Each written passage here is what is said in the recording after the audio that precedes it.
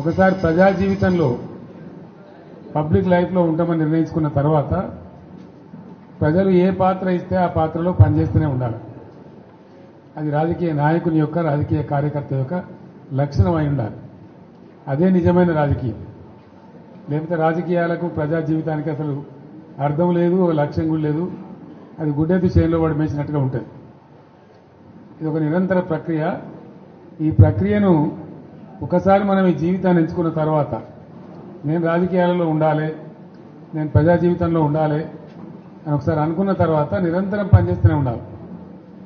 మేము అధికారంలో ఉంటేనే లెక్క, మాకు పవర్ ఉంటేనే లెక్క. అందుకోసం మీ అందరికీ నేను మనవి చేసేది ఏంటంటే మన PRS పార్టీది ఒక ఉజ్వలమైన ప్రస్థానం. మనది విజయగాథ, అపజయగాథ కాదు. ఎవడున్నారండి 2000 సంవత్సరంలో తెలంగాణకు? మర్చిపోయినాం కదా మనందరం కూడా. ఎక్కడ తెలంగాణ, ఏం తెలంగాణ? నన్నే అన్నారు చాలా మంది, తెలంగాణ పోదాం రాదంటే క్యా దుకాణంలాగా సాబ్ అని మాట్లాడింది. అంత దారుణంగా మర్చిపోయింది. కంప్లీట్ బానిసలం అయిపోయినాం కదా ఆ రోజు.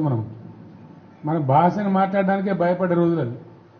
మన సొంత మాతృభాషను బషీర్బాగ్లో కాల్చివేయటం ఇవన్నీ జరిగిపోయిన తర్వాత ఒక దశలో ఇంకా లాభం లేదని ఒక పిడికెడు మందితోని ఆనాడు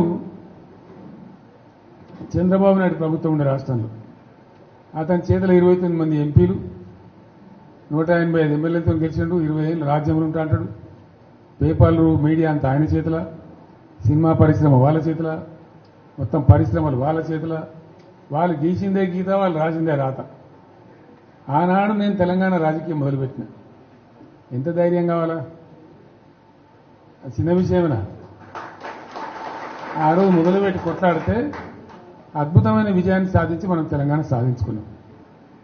తదనంతరం 10 years కూడా ఉజ్వలమైన పరిపాలన చేసినాం మనం.